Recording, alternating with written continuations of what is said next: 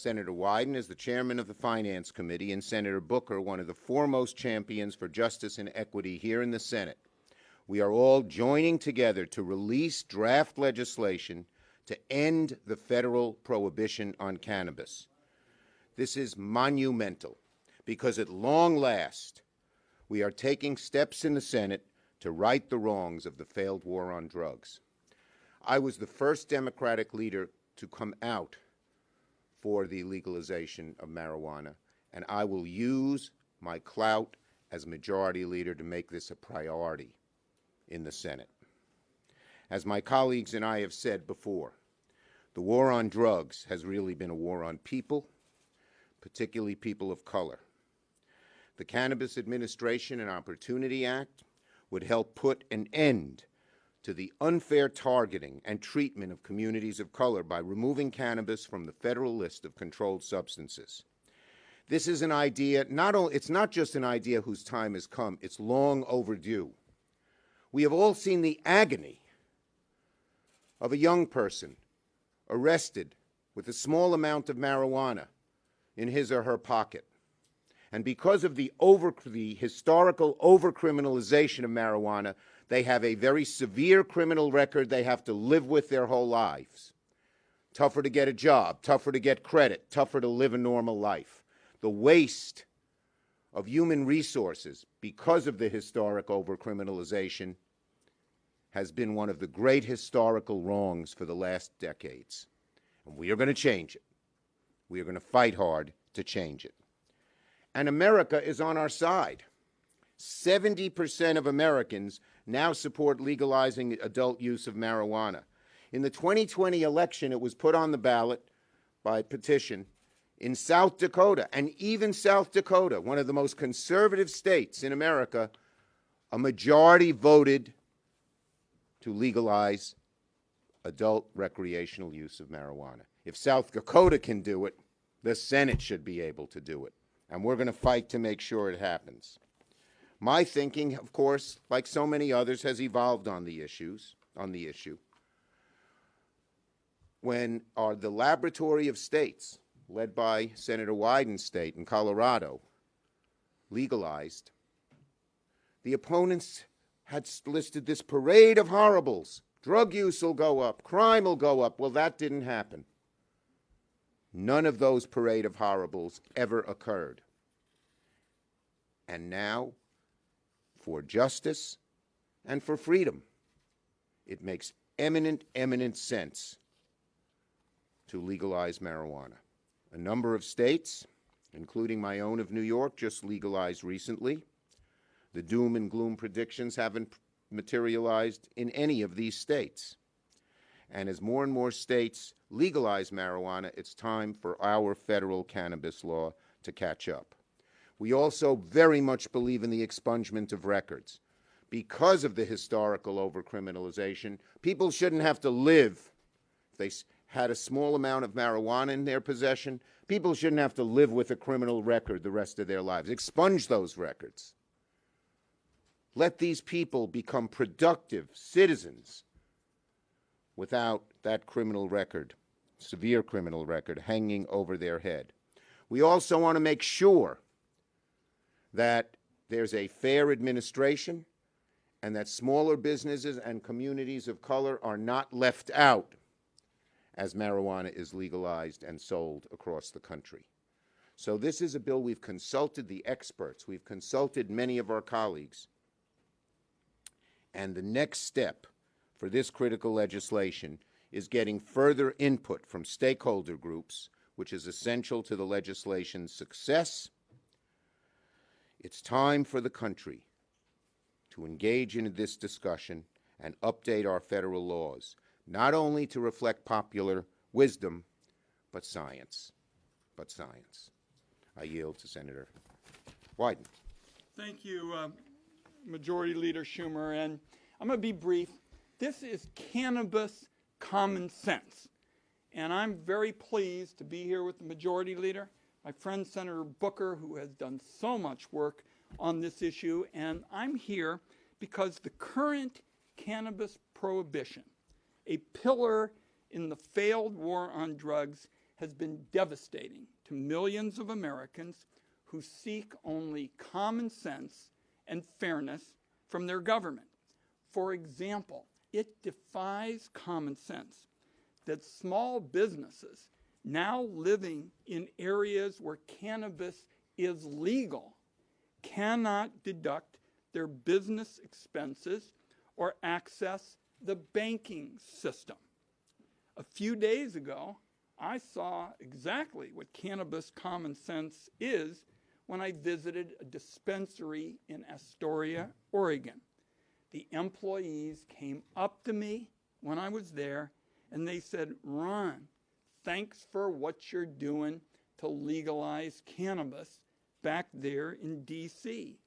Right now," said the employees, "we're getting great pay and great benefits, and they want that to be made more available." Now, during the year when most businesses were struggling to keep their doors open, the COVID period, the cannabis industry added hundreds of jobs. And as I mentioned, they were good paying jobs with health care and other benefits. And what we're going to do is make small businesses and minority entrepreneurs a fixture at the table, a place where they have always been sidelined and shut out. For example, our proposal is going to give them an opportunity to get ahead through the small business grant programs, and we want to make sure that they get a fair shake in taxation, which is why they are going to pay half the rate of the big businesses. This moment has culminated for years with red and blue states alike taking action. And I'm very thrilled that the Majority Leader and Senator Booker have incorporated many of the provisions that were in my S-420 bill that I introduced a number of years ago. This is cannabis reform done right, a good dose of common sense and fairness that is long overdue in America. And with the leader's indulgence, can we just go to Senator Booker? No. I introduce Cory Booker. I've never been fought over like that before. This is a historic day. This is a historic day. The United States of America has never seen a day like this before. The first time, Senator Schumer said it was the first time a Democratic leader. No, this is the first time in American history the Majority Leader of the United States Senate is leading the call to end prohibition of marijuana. And joining him is the chairperson of arguably one of, if not the most powerful committees in the United States Senate. This is a historic day that these two leaders are going to put their will and their work and all of their heart behind this justice bill. It has been a long journey to this moment. In my very first months in the Senate, in the basement, I had a press conference with families of children who had something called Gervais syndrome, which is seizures. The brave young girl sitting in a wheelchair had over, at times, 100 a day. And her mother was what you call a marijuana refugee because it was illegal in her state, so she moved to a state where marijuana had been legalized at the state level, but she talked about the fact that she was still violating federal law and that she could be prosecuted, that the person that was providing it could be prosecuted, that universities couldn't study marijuana to get the dosage right for her child. During that press conference, her child fell into a seizure. To this day, it's still one of the most moving moments of my Senate career. That we have criminalized Americans, and now some people, for trying to help their child, and now some people are probably wondering, well, people aren't getting arrested anymore for possession of marijuana. Well, I'll tell you right now, I saw it when Jeff Sessions became the Attorney General and said he would restart prosecutions. I see it now in the facts all around our country. In 2019, there were more marijuana arrests than all other violent crime arrests combined. And the majority of those were for simple possession. This is a grievous reality. Lives are being destroyed every single day. And the hypocrisy of this is that right here in the Capitol, now people running for Congress, people running for Senate, people running for President of the United States readily admit that they've used marijuana. But we have children in this country, people all over this nation, our veterans, black and brown people, low-income people, now bearing the stain of having a criminal conviction for doing things that half of the last 4 presidents admitted to doing. We are in the midst of a grievous moment of injustice, and it is deep at the core of who we say we are, equal justice under law. And so we have waited too long. We've seen the disaster of prohibition once before in this nation. This is hurting every American, and I end with this fact. Law enforcement resources all over this country are desperately needed to solve crimes that are hurting other Americans, theft and larceny and assault, sexual assault, and other violence. But yet, instead, we have our precious resources being used to lock up majority black and brown people for doing things that presidents and congresspeople and senators have done. This bill is urgent. This bill is long past due. And I am proud that today we are making history by having the 2 champions on either side of me leading this fight to finally end the war on drugs, which, as Senator Schumer said, has been a war on people, to end prohibition once and for all for marijuana. Thank you. Thank you. We're going to take questions on this subject only. Go ahead, the bonus. This issue has broad support in your caucus. It has significant fiscal implications. Why not include it in the $3.5 trillion reconciliation bill that you expect to pass in the next couple months? Because this is going to be a process. This is a draft bill. We intend to show it to all of the stakeholders. We don't have the votes necessary at this point, but we have a large majority of our caucus for it. We're going to show it to the others and say, well, what don't you like? What do you like? And we'll see if we can get the support. But we're going to put our muscle behind it, our effort behind it, and we are going to get this done ASAP. Yes, there's a lot of skepticism on Wall Street and from the sort of the business analysts who are looking at this, that you'll ever be able to get 10 Republicans for something this sweeping. That maybe you could do something smaller, like a banking bill, like something that's a little bit more. A banking bill deals with a small part of this, but not what needs to be done.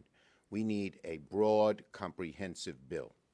Can I just say something on that? Go ahead. I'm telling you right now, if somebody tries in the Senate to do just a banking bill, they're going to make all the wealth and the money that is going after this already is a multi-billion-dollar industry.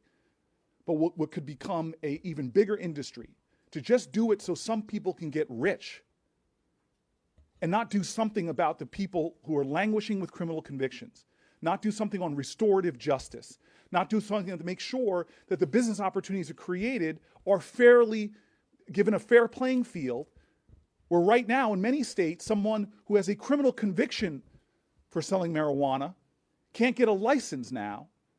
I don't know about other members of the Senate, but I will lay myself down to do everything I can to stop an easy banking bill that's going to allow all these corporations to make a lot more money off of this, as opposed to focusing on the restorative justice aspects. Let me just make sure we understand about the revenue.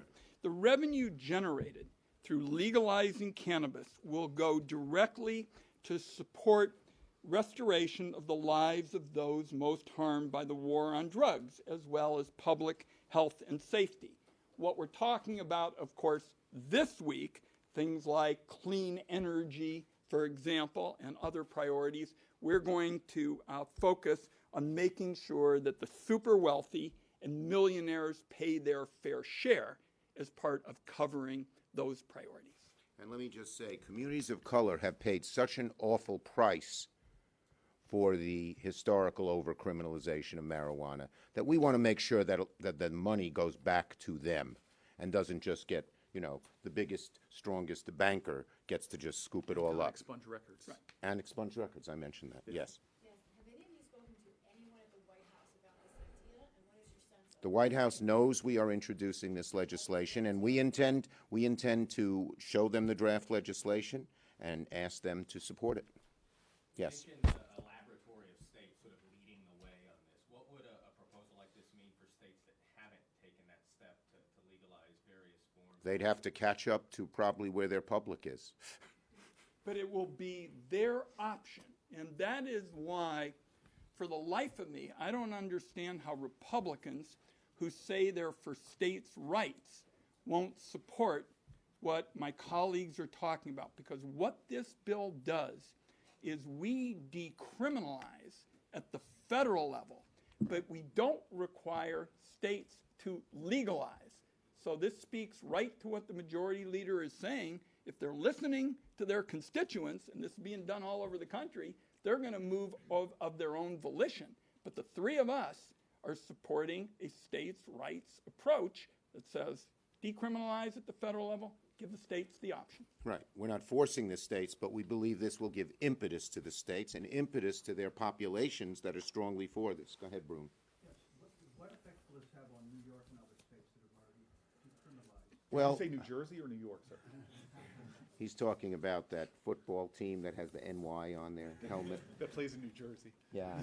We have this discussion every time we do something. I've listened to this. What professional football team is in Oregon? We believe in the trailblazers. The Timber. Trailblazers. Yes, they're And the doing all right. Thorns. The bottom line is it's still against federal law. So even though the state can legalize, which New York has done, this will not have the federal government interfere in any way. Last question. Last question.